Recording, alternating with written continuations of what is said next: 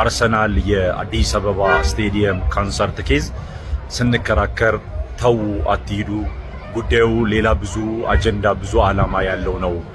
በአርሲ በተጨፈጨፉ ክርስቲያኖች ስም እንጠይቃችኋለን፣ እባካችሁ እዚህ ኮንሰርት ላይ አትገኙ ስንላችሁ ጉዳዩ የአርሰናልና የማንቸስተር ብቻ የመሰላችሁ ሰዎች ይህንን ቪዲዮ በደንብ ልብ ብላችሁ ተመልከቱት። ጉዳዩ መንግስታዊ አጀንዳ መሆኑን ይህንን ዝግጅት ይህንን ኮንሰርት ያዘጋጁ ሰዎች ምን ያህል በፖለቲካ አጀንዳ እንደተጠለፉ ከሰው ልጅ ይልቅ አገራችን ሰላም ነች የሚል መልእክት ለማስተላለፍ የብልጽግና ሰዎች ምን ያህል ርቀት እንደሄዱ ለማወቅ ከፈለጋችሁ ይህንን ቪዲዮ ደጋግማችሁ ተመልከቱት። እንደምትመለከቱት ከላይ ከየክፍለ ከተማው በሴፍቲ ኔት በፖለቲካና በተለያዩ ጉዳዮች ላይ የሚሳተፉ ወጣቶችን በነፃ ማሊያ እየተሰጣቸው ወደ አዲስ አበባ ስቴዲየም እንዲሄዱ እየተደረገ እያለ በድብቅ የተቀረጸ ምስል ነው የማሳያችሁ።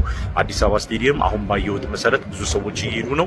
ከየቦታው በእንደዚህ አይነት መልኩ የተሰባሰቡ ወጣቶች ድግሱን ለማሳመር አዲስ አበባ ሰላም ነች ለማለት ኢትዮጵያ ሰላም ነች ለማለት በአርሲ የተጨፈጨፉ ክርስቲያኖችን ጉዳይ ለማፈንና የምንጠይቀውን ጥያቄ ለማደበስበስ ይሄው ከላይ በምትመለከቱት መልኩ አዘጋጆቹ ከመንግስት ጋር ጭምር በማበር ይህንን አይነት ክህደት ፈጽመውብናል።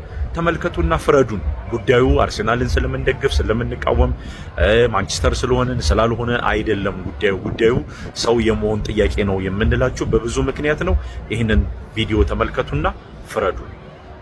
አሁን ላይ ኢትዮጵያ ያለችበት ሁኔታ ሰላም ነው፣ ኦርቶዶክሳውያን አልተጨፈጨፉም የሚል ዜናን ወይም ደግሞ የሚል ትኩረትን ለመሳብ ነው እንዲህ አይነት ስራ የተሰራውና አንዳንዶቹ በግዴታ በእንዲህ አይነት ሁኔታ ገብተዋል። አንዳንዶቹ ደግሞ በግድ የለሽነት የኦርቶዶክሳውያኑ ደም የኛ ደም አይደለም፣ እኛ እነሱ ቢጨፈጨፉ አያገባንም ብለው በዛ በአርሲ ወገኖቻችን ደም ላይ ያንን ደም ረግጠው ሲጨፍሩ አይተናቸዋል። እጅግ በጣም የሚያሳዝን ነገር ነው።